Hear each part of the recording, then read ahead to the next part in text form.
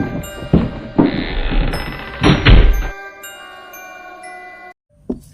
everyone, welcome to my channel Hatter Rock.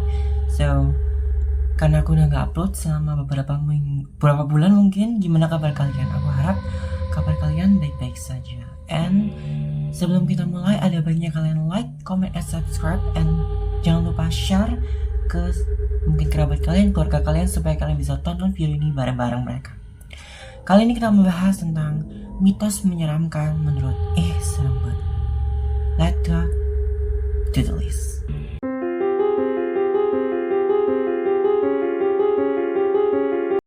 Oke, yang pertama adalah larangan memakai baju hijau ketika kamu di pantai selatan. Nah, kenapa? Why?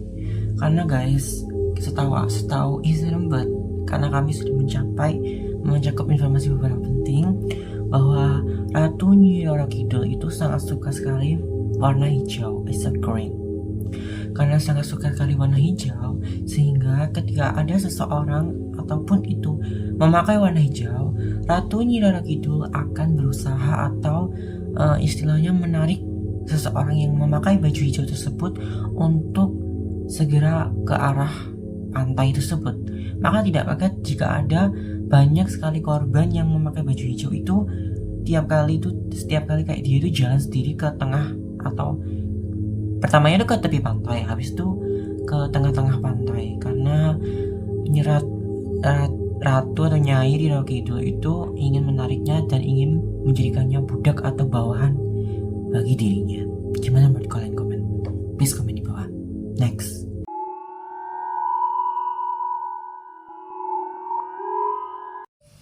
Nah, yang kedua, siapa sih yang pernah kejadian cicak di kepala? Nah, kalau kamu pernah, mungkin kejadian cicak di kepala itu dapat disimpulkan sebagai pembawa rezeki atau pembawa keberuntungan. Tetapi mitos yang menyebarkan luas ini dapat dikatakan bahwa ketika kamu kejatuhan cicak, maka kamu akan mengalami malapetaka atau kesialan yang akan menimpa diri. Bisa dikatakan seperti kematian, kesialan, atau apapun itu. Karena banyak yang mengalaminya sih. Karena aku baru dapat dengar cerita di TikTok kalau nggak salah. Sterling Tory, dia habis kejadian cicak ketika makan soto. Nah, habis itu dia itu jatuh dari tangga, guys. Anyway, by the way, terserah kalian mau berkomen seperti apa. Gimana menurut kalian mitos yang satu ini? Please komen di bawah. Next.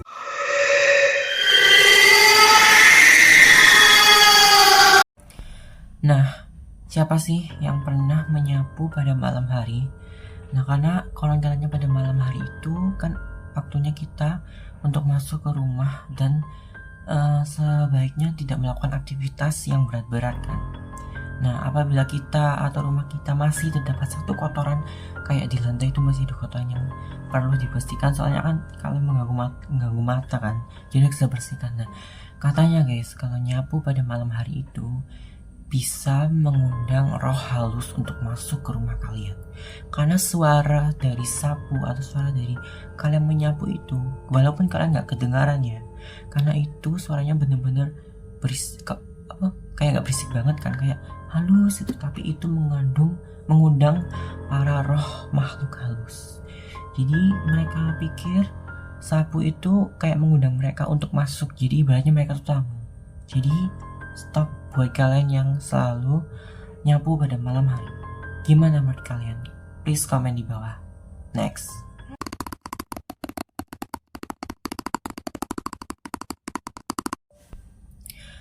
Nah, siapa sih yang pernah bernyanyi di kamar mandi? Dan salah satunya adalah aku. Soalnya guys, kalau aku jujur, tiap kali aku mandi pagi, mandi sore, mandi siang, itu selalu tidak luput dari aku karaoke atau konser di kamar mandi. Seperti kalau nggak nyanyikan satu album full itu nggak lega gitu loh guys. Tapi guys, kalau kalian menurut aku, karena kalau bernyanyi di kamar mandi itu benar-benar bisa menjadi malapetaka bagi kalian. Karena konon katanya ketika bernyanyi di kamar mandi itu, para iblis yang ada di dalam kamar mandi itu ingin kayak menyampaikan kepada kalian kalau kalian ingin bernyanyi, berarti mereka berhasil dalam cara menghasut kalian. Nah, oleh sebab itu karena konon katanya juga kalau kita bernyanyi di kamar mandi, katanya ini ya, dengar-dengar itu iblis yang di sana bisa menirukan suara kita. Jadi suatu waktu mereka itu bakal menirukan suara kita untuk digunakan untuk memanggil kita, nama kita sendiri. Jadi supaya kita itu ya kayak itulah ya, istilahnya roh halus, makhluk jahat atau setan istilahnya itu dapat mengganggu kita. Nah, dalam Islam aja menjelaskan kalau tidak boleh mengucap salam, menyanyi atau dalam kamar mandi. Gimana menurut kalian? Please comment di bawah. Next.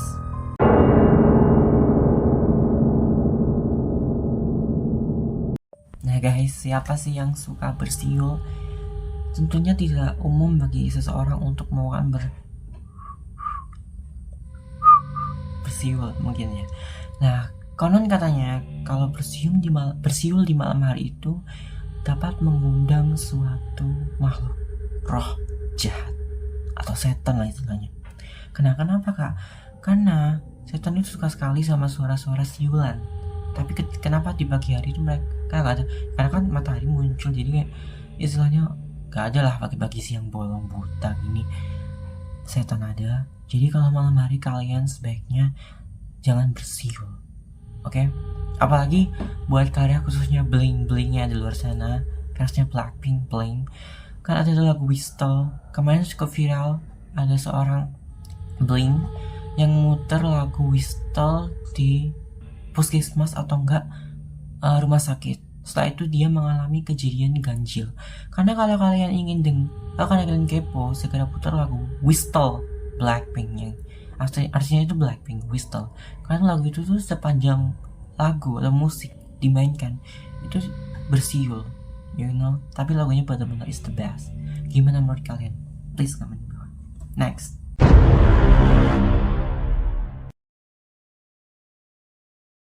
Nah, mitos kali ini tuh benar-benar kayak di luar dugaan, karena nggak mungkin kan kalian melakukan mitos tersebut ini, karena kebanyakan terasi itu biasanya digoreng kan. Nah, untuk dibuat sambal bajak atau sambal apapun. Nah, sedangkan ini terasi dibakar. Tapi aku pernah searching di Google itu, katanya terasi itu sebelum mengalami proses namanya terasi matang, terasi itu dibakar dulu katanya ya. Di pabriknya emang iya. Please comment di bawah kalau kalian tahu tentang ini. Nah, oleh karena itu katanya kalau terasi dibakar akan mengundang makhluk halus, karena bau dari terasi yang dibakar itu baunya itu disukai oleh roh jahat atau makhluk halus.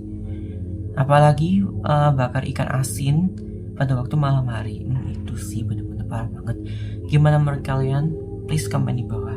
Next.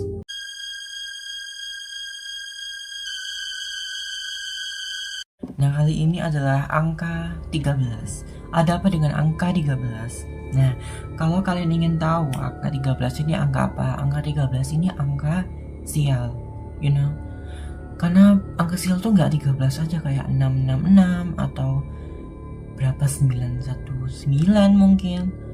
Banyak banget angka sial. Tapi angka sial yang menurut aku bener-bener famous, terkenal itu 13 sama 666.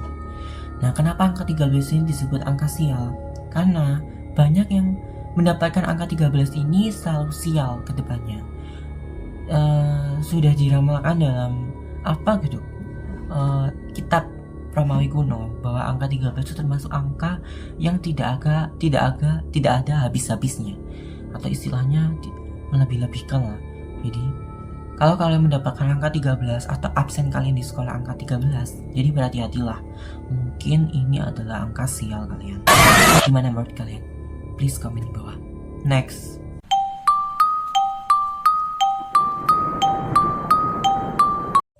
Nah, yang terakhir sekaligus penutup mitos menyeramkan menurut Serembet kali ini adalah jam 31.30. Wah, jam apa itu ya? Jadi guys, akhir-akhir ini tuh banyak FYP kalau bacanya. Aku soalnya mesti bacanya tuh VYP guys. Makanya kita temanku jadi FYP. Di TikTok itu bahas tentang jam-jam iblis atau jam-jam tertentu. Nah, waktu itu ada yang sebenarnya bukan 31.30, ada kayak 34.15, 3115, 3225, banyak gitu guys pokoknya. Nah guys, setelah banyak ini aku searching, ternyata itu adalah jam iblis. Jadi waktu dimana kalian itu sudah memasuki jam tersebut, otomatis kalian harus cepat-cepat tidur. Ini berlaku untuk kalian para begadang. Jadi kan suka begadang, misalnya scroll TikTok sampai tengah malam. Habis itu kalian lihat jam tidur dan ternyata jamnya menunjukkan jam 31.30. Maka itu mengisyaratkan agar kalian supaya harus tidur tepat atau cepat lah istilahnya. Karena di jam tersebut banyak seseorang mengalami hal ganjil, sama kayak ada yang ngelasi atau ada yang apa. Jadi kalau kalian mengalami hal ini, segera tidur. Gimana menurut kalian? Please komen di bawah. Next. Oke guys, gimana menurut kalian? Mungkin aku bisa hitung ke 8 mitos menyeramkan yang sudah aku bahas kali ini. Tentunya mitos-mitos tersebut tidak perlu kita percayai, karena itu hanyalah mitos-mitos terkenal yang cukup tidak asing bagi telinga kita, Oke. Oh ya guys, ada ini aku baru kemarin, tadi siang itu aku habis lihat Insidious The Red Door. Jadi itu chapter keempat atau kelima dari sequel Insidious, menceritakan tentang Dalton yang udah besar dan dia berusaha mengingat peristiwa 10 tahun waktu dia kecil. Jadi aku rekomendasikan kalian buat nonton film Insidious The Red Door ini, karena bener-bener sepanjang nonton aku tuh keringet dingin. Aku nggak pernah nonton horor keringet dingin karena ketika aku nonton Insidious The Red Door ini, atmosfer horror yang dibawakan oleh film ini tuh benar-benar tersampaikan dengan baik. So, skip aja, oke? Jadi guys, ada baiknya kalian like, comment, and subscribe, and thanks for watching, and jangan lupa share sebanyak-banyaknya dan tekan loncengnya supaya kalian gak ketinggalan apa yang akan aku upload. And thanks for watching, see you next video. Kita akan bertemu di video berikutnya, tentunya dengan konten-konten menarik. Bye everyone.